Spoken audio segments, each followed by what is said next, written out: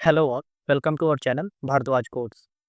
पिछले पार्ट में हमने पेरेंट और चाइल्ड कम्युनिकेशन देखा था कि हम पेरेंट से कैसे चाइल्ड में डेटा भेज सकते हैं। इस पार्ट में हम देखने वाले हैं आउटपुट डेकोरेटर, जिससे कि हम चाइल्ड से पेरेंट में डेटा भेजेंगे। कि हम ये सारी चीज़ें देखेंगे कि हम जो है ना चाइल्ड से पेरेंट में डेटा कैसे सेंड कर सकते हैं। सबसे पहले देख लेते हैं कि आउटपुट डेकोरेटर होता क्या है। Output decorator is use to send data from child component to parent component. मतलब अगर चाइल्ड से पेरेंट में डेटा भेजना हो तब हम आउटपुट डेकोरेटर का यूज करते हैं। और इसको हम कैसे यूज़ कर सकते हैं, तो चाइल्ड में हमें जो है ना आउटपुट डेकोरेटर का यूज़ करके एक न्यू इवेंट इमिटर जो है बनाना पड़ता है, और फंक्शन की सहायता से हम उसको सेंड करते हैं। तो चलो, ये जो है लेक्चर से तो काम नहीं चलेगा, हम जो है प्रैक्टिकल पे ध्यान देते हैं। तो ये रहा हमारा चाइल्ड कंपोनेंट हेडर वाला, ठीक है। यहाँ पे अब चलो, मेरे पास मान लो एक डेटा है, यहाँ पे मैं एक जो है डेटा क्रिएट करता हूँ, जैसे कि माई डिटेल्स, ठीक है, DETAILS करके, ठीक है। और ये स्ट्रिंग है, this is a header component, ठीक है। या फिर कर देता हूँ this STRI string is from the header component, ठीक है। ये मैंने सेव किया। अब इसको हमें कहाँ भेजना है, तो इसको हमें भेजना है पेरेंट कंपोनेंट में। तो पेरेंट कंपोनेंट में भेजने के लिए हम क्या करेंगे कि हमें जो है ना एडिट आउटपुट डेकोरेटर का यूज करना होगा, और हमें इवेंट इमिटर को लाना होगा। तो वो हम कर लेते हैं। तो यहाँ पे मैं एक काम करता हूँ, इंटरप्रेस एडिट आउटपुट, ठीक है। ये भी हमारा एंगुलर कोड से आएगा। और इसके साथ ही हमें जो है ना इसको सेंड करने के लिए क्या करना होगा, तो इसको जो है हमें किसी वेरिएबल में, जैसे हमने रख ही रखा है, ठीक है। तो ये हमारा हो गया। और इसको हम जब सेंड करेंगे ना, तो सेंड करने के लिए चलो एक और मैं यहाँ पे कर लेता हूँ वेरिएबल क्रिएट। जैसे कि मान लो मैं कर देता हूँ मैसेज, है ना। मैसेज हो गया। और ये हमारा होगा न्यू इवेंट इमिटर, ठीक है।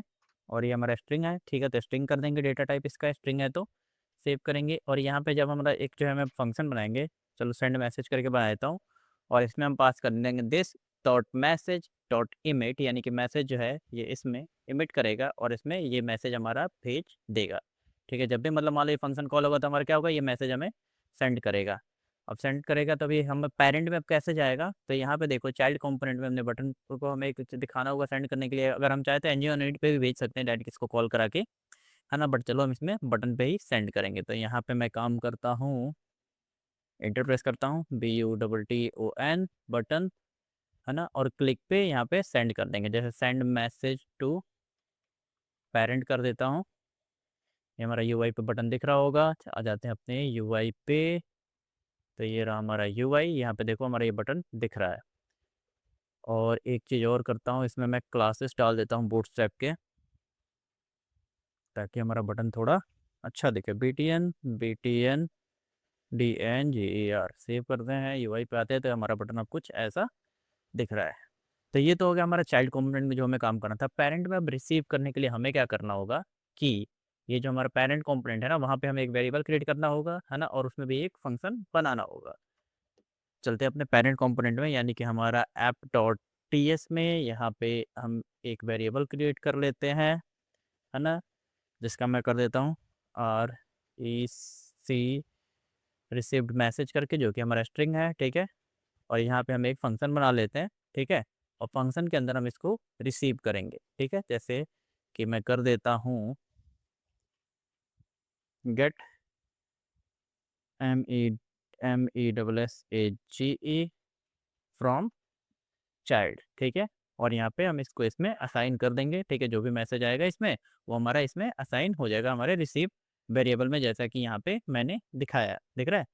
तो इतना पार्ट हो गया। अब एक और लास्ट स्टेप बचा है, इसको जो है ना ये वाला, यहाँ पे क्या हो रहा है, तो देखो सेंड मैसेज करके आ रहा है ना, बटन से हमारे पास। और ये क्या है, तो मैसेज करके आ रहा है। तो मैसेज हमने देखो यहाँ पे आउटपुट कैसे, ये मैसेज हम यहाँ पे पास करेंगे, और यहाँ पे हम इसको इवेंट के थ्रू पास अपने पेरेंट कंपोनेंट को, पेरेंट जो हमारा कंपोनेंट है उसका जो फंक्शन है उसको हम कॉल कराएंगे कुछ इस टाइप से। तो चलते हैं यहाँ पे अपने पेरेंट वाले में, इसको मैं सेव करता हूँ। ये रहा हमारा app.html। और यहाँ पे हम करेंगे कि भाई मैसेज, और मैसेज के अंदर हम गेट मैसेज फ्रॉम चाइल्ड। और ये हमारा कहाँ है, तो ये देखो app.ts में हमने इसको क्रिएट किया है, ठीक है। और ये जो मैसेज है ये कहाँ से आ रहा है, तो ये हमारा मैसेज आ रहा है यहाँ से, देख रहे हो। यहाँ पे हमारा जो मैसेज है यहाँ इमिट कर रहे हैं ना, तो यहाँ से सेंड कर रहे हैं, ये देखो आउटपुट। तो ये हमारा यहाँ से आएगा और ये हमारे इवेंट के थ्रू इसमें आ जाएगा। अब मैंने सेव किया, सेव करते हैं और अपने यूआई पे आते हैं। तो ये देखो हमारा ये अभी 2 बार लूप हो रहा है ना। इसको मैं थोड़ा, ये जो कंसोल लॉग हमने कराया इसको मैं पहले कमेंट कर देता हूँ ताकि हमें कुछ चीज़ें पता चले। जैसे कि मैं इसको कमेंट कर देता हूँ और साथ में इसको भी कमेंट कर देता हूँ। सेव करते हैं, ठीक है। तब हमारा ये हो गया। अब हम जैसे बटन पे क्लिक करेंगे तभी देखो हमारा कुछ भी ये काम नहीं कर रहा अभी बटन पे। देख लेते हैं हमने कुछ ऐसा फाइल तो नहीं है जो हमने सेव ना किया हो, ठीक है। सेंड मैसेज हमारा ये क्लिक कर रहे हैं और ये रहा हमारा हेडर। हेडर पे हमने बटन पे क्लिक पे ये कॉल कराया है सेंड मैसेज। इस यहाँ पे काम करते हैं, डिबगर लगा लेते हैं। सॉरी नॉट हियर, सोर्स, यहाँ पे header dot T S, header dot T S में हमारा ये रहा। क्लिक कर रहे हैं, कॉल हो रहा है, ठीक है। यहाँ तक तो सही है, हमारा इमिट हो रहा है, ठीक है। अब आगे चलते हैं और हम चलते हैं अपने पेरेंट में। तो इसको मैं ऑफ कर देता हूँ, control P, app dot T S में आते हैं और ये इमिट कहाँ हो रहा है, यहाँ पे कॉल हो रहा है। तो इसको मैं, तभी देखो यहाँ पे भी आ गया रिसीव मैसेज। अब मैसेज में देखो क्या आ रहा है, ये आ गया this dot string from the message header component. देख रहे हो, this string is from header component, यहाँ तक आ गया, इस मैसेज में आ रहा है और यहाँ पे हमारा स्टोर भी हो गया है। अब हमें यूआई पे क्यों नहीं दिख रहा, क्योंकि हमने कहीं दिखाया ही नहीं है। तो अब ये रहा हमारा ऐप कंपोनेंट और यहाँ पे अगर मैं चाहूँ, ठीक है, तो यहीं पे दिखा देता हूँ पी, और पी के अंदर रिसीव मैसेज करके यहाँ पे दिखा सकते हैं।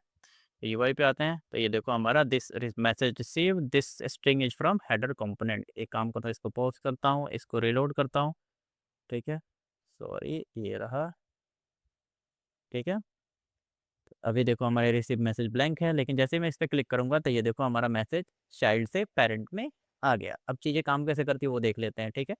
तो यहाँ पे देखो सबसे पहले हुआ क्या कि हमने क्या किया, पेरेंट जो हमारा चाइल्ड कंपोनेंट है वहाँ पे हमने एक आउटपुट डेकोरेटर का यूज किया, अपना जो भी वेरिएबल में पास करना था उसका किया, और उसमें हमने इवेंट इमिटर असाइन कर दिया, क्योंकि ये जो हम आउटपुट आउट करते हैं ना तो हमें इवेंट इमिटर बनाना पड़ता है। और हमने एक फंक्शन बनाया जो कि हम इस कंपोनेंट में, इसी कंपोनेंट में क्लिक पे कॉल करा रहे हैं सेंड करने के लिए। हम एनजीओ यूनिट पे भी कॉल करा सकते हैं अगर हम मान लो किसी बटन तो अगर हम बाई डिफ़ॉल्ट सेंड करना चाहें तब, है ना, तो उस टाइप से हम एनजीओ यूनिट पे कॉल करा सकते हैं।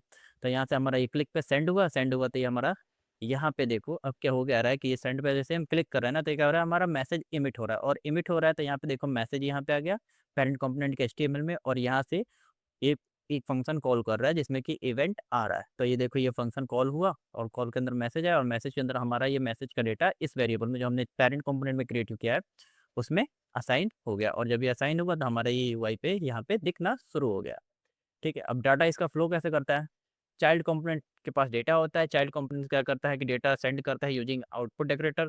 Parents listen it the output, और पेरेंट्स इसको लिसन करता है, पेरेंट डेटा रिसीव करता है और डाटा को यूआई पे दिखा देता है। ये डाटा टाइप कौन कौन सा सपोर्ट करता है, तो ये सारे डेटा टाइप सपोर्ट करता है।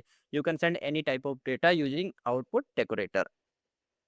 ये कुछ डेटा के टाइप्स है और कैसे हम सेंड कर सकते हो वो दिया, जैसे स्ट्रिंग अगर सेंड करना हो नॉर्मल तो ऐसे सेंड कर सकते हो, वेरिएबल में क्रिएट करके जैसे कि अभी हमने सेंड किया था वैसे भी आप जो चाहो डेटा सेंड कर सकते हो।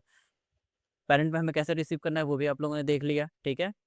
और रियल वर्ल्ड में इसका यूज कहाँ होता है कि जैसे मान लो बटन क्लिक होता है, ठीक है, चाइल्ड से, तो उस पेरेंट पे हमें कोई एक्शन परफॉर्म करना है तब होता है, फॉर्म की वैल्यू चेंज करने के लिए होता है, रोज रोज को सिलेक्ट करने के लिए होता है, टेबल का डायलॉग क्लोज को करने के लिए होता है, ठीक है। और पेरेंट को नोटिफाई करने के लिए होता है, जैसे मान लो कुछ नोटिफिकेशन हमें पेरेंट में भेजना हो चाइल्ड से, तब उस टाइम पे हम इसका यूज करते हैं। तो आई होप आपको ये सारी चीज़ें समझ में अच्छे से आ गई होगी, हम जो है ना पेरेंट टू चाइल्ड और चाइल्ड टू पेरेंट डेटा लेन देन कैसे करते हैं। वीडियो पसंद आया हो तो लाइक शेयर और सब्सक्राइब जरूर करें। फ्यूचर अपडेट्स के लिए बेल आइकन जरूर दबाएं। मिलते हैं अगले वीडियो में, थैंक यू।